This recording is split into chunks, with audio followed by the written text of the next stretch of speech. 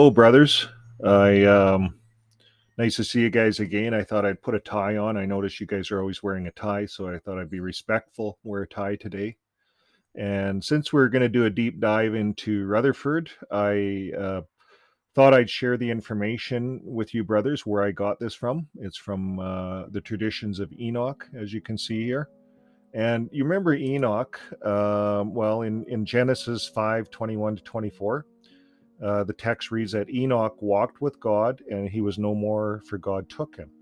So, which is interpreted as Enoch entering heaven alive in some Jewish and Christian traditions, and interpreted differently in others. So, Enoch lived 365 years before he was taken by God. So that's quite interesting. It's in the Bible. This is right from Wikipedia. You can do your own research on Enoch and read it for yourselves in the Bible. For many of you Jehovah's Witnesses, like the governing body, you guys know all about Enoch. So now, here's something that you don't know. The Enochian mythos, and my English might not be the best here, but I'll do my best. In the beginning, the Creator fashioned the world via a series of divine words. These words were then written in letters of fire upon a series of celestial tablets called the Book of Speech from God. The book contains the celestial language of creation, the keys to the gates of heaven, and all the knowledge and wisdom of the universe, past, present, and future. It appears in many different forms in religions around the world, variously called the Heavenly Tablets, the Tablets of Destiny, the Book of Secrets of God, the Book of Life, the Book of the Lamb, the Book of Thoth, the Akashic Records, and even the Book T or Tarot. Now, I've never read any of those books. This is all new to me. In the Garden of Paradise, Adam fluently spoke the celestial language recorded in the book. With it, he held familiar conversation with both God and angels and also gave true names to all created things. However, when Adam lost his place in paradise, he also lost his knowledge of the sacred tongue. He could no longer easily speak with the angels. However, so he might communicate with his family, he created a primordial human language based on his best, yet flawed, memories of the celestial speech. 7 generations later, the prophet Enoch established a new dialogue with angels. The holy creatures deemed him worthy to visit the heavens, to see the chorus of angels, the throne of God, and the celestial tablets. From them, Enoch transcribed 366 earthly books of wisdom. And that's what we'll be going to, is the 366 earthly books of wisdom. Basically, each day on earth is a book of wisdom.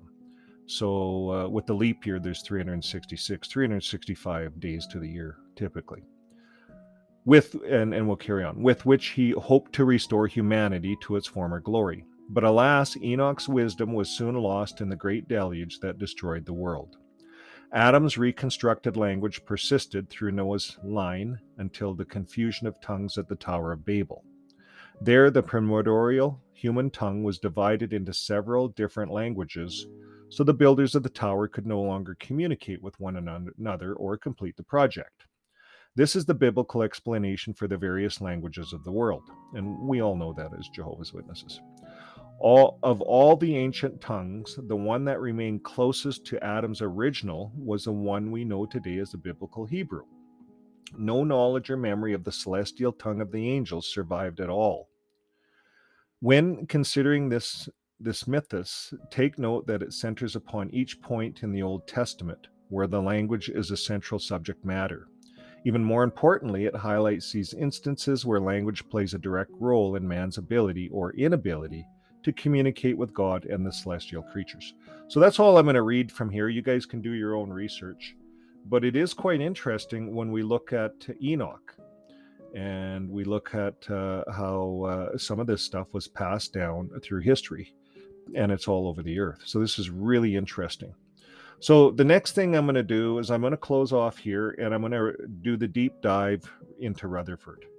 So this gives you the introduction, where we're getting our information from. It's the Enochius, I don't know how you say that, the Enochian mythos. So you guys can do your own research on that from Enoch, and that's where we're getting this information.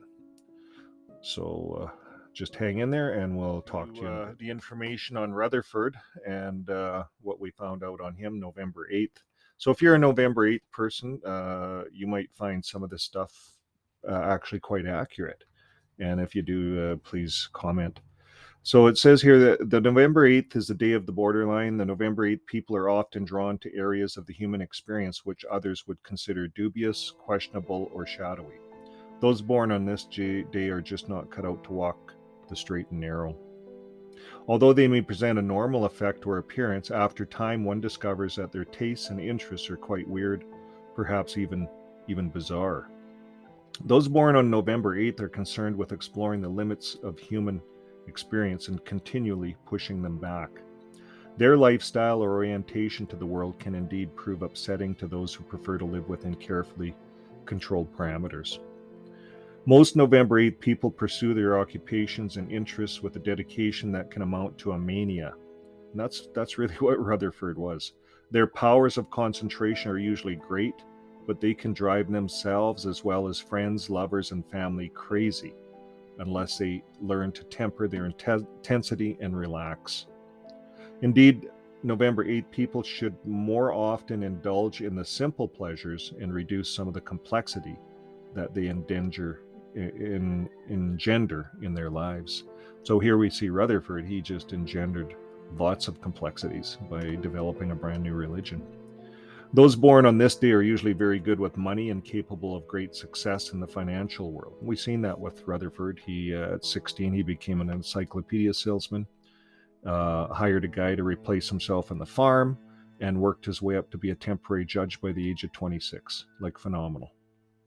So they're not overly optimistic and typically display a kind of prove it to me attitude when presented with theories or schemes. And you can just imagine him and Russell going back and forth when Russell was teaching him. And it took 9 years for Russell to convince him to get baptized. So, while at the same time, they keep their ears and eyes open and will give ample consideration to ideas that make sense. However, there is a tendency on their part to succumb to power urges. And therefore, healthy social and family relationships are irreplaceable stabilizing influences. So here we see Rutherford when he became powerful in 1917. He was elected to be the president. His wife left him. He became so miserable she couldn't live with him. On the other hand, it is necessary that here's what it says. November 8th, people must resist dark plutonic forces within themselves and similarly limit contact with the social undesirables or the criminal underworld. And we've seen during the Prohibition, and we've seen during the war, Rutherford went against Romans 13:1, which clearly states to be in subjection to the rulers, but he hated them profusely. And he in prison, came out of prison and labeled them as the wild beast. And the Catholic judge or whatever that put him in prison, he labeled as the harlots. And he, for the rest of his life, just like a scorpion, he would sting the Catholics and the judicial system.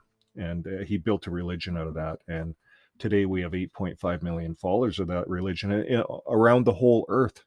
So you talk about success. This religion lasted 150 years. So it says that these ones, gambling, drug use, as well as dubious tax schemes are best avoided. And here we've seen Rutherford smuggling whiskey through the Prohibition from the Canadian Bethel to the U.S. Bethel. He did all kinds of dubious things that were against the law. And sedition. He got all these guys locked up. And even today, the organization still goes against the Bible, Romans 13, and we have all our friends in Russia locked up in prisons, and they don't have to be, because this is all based on the Rutherford trance. Conversely, business or love partners of a more conservative mold seem to bring out their more practical and positive side. Often November 8 people can satisfy their plutonic nature through reading books and watching films dealing with the darker part of the human existence. On the other hand, it is necessary that November 8 people confront their own personal demons at some point, since suppressing or ignoring disturbing elements that periodically surface only leads to frustration, unhappiness, and even outbreaks of violence. Various forms of self-analysis and psychological counseling may or may not be helpful in this respect. But having a close friend with whom to share experiences is essential to them. Finally, November 8th, people should strive to clarify the connection between their inner and outer life, never cutting themselves off from the world to live in their own serious corner. You see, Rutherford, when he was put in prison, he was put in a situation where he had to live in his own corner. And it says, nor throwing themselves into worldly activity to the detriment of their personal concerns. So Rutherford did everything he shouldn't have done, and he developed a religion out of it.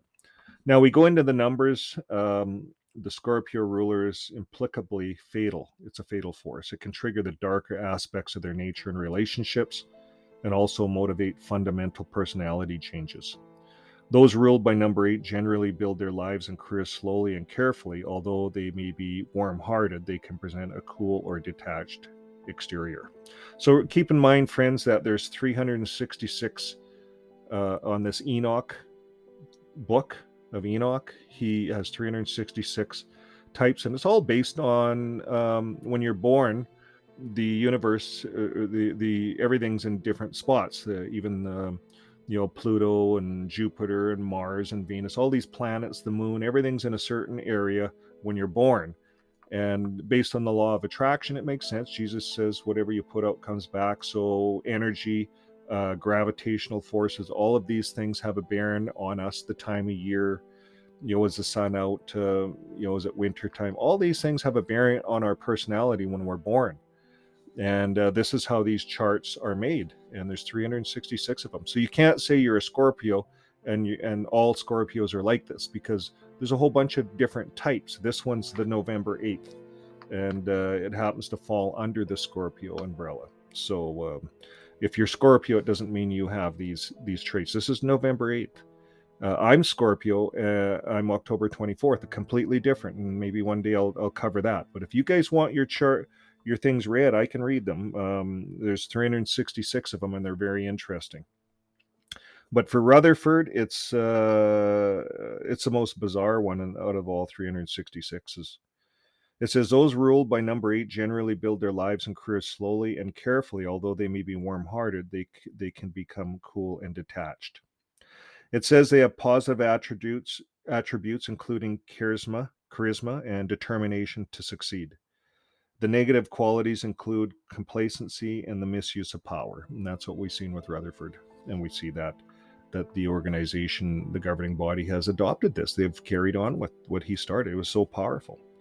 The greatest their health, the greatest threat to their health is psychological, mental.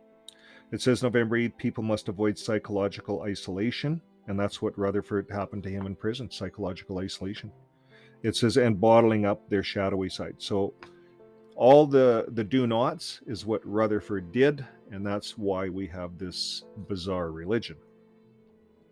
Competent and caring psychological therapy could prove beneficial to them. If they find the idea of seeing a psychiatrist too threatening, they may choose to read established works on therapy, join discussion groups, investigate personal growth programs, or perhaps grow through self-examination.